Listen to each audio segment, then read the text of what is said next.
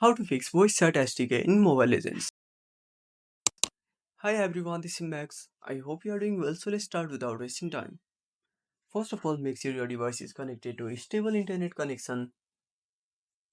Now head to the Play Store. Now search for Mobile Legends.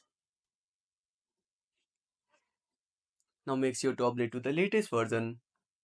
Now go back to your home screen, open up the settings application and go to apps. Tap on app management. Now search for Mobile Legends. Now click on force stop. Now go to storage usage and tap on clear data. Now restart your device.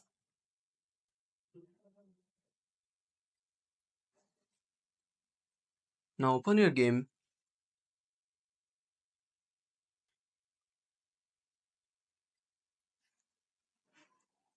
Now go to the settings. Tap on sound.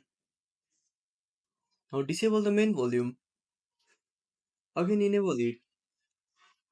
Scroll down. Disable voice chat. Again enable it. And restart the application. I hope this will fix the issue. If you found this video helpful, smash that like button and subscribe our channel for more awesome content. Have a burning question, want to suggest a topic? Drop down a comment below. This is Max signing off until next time.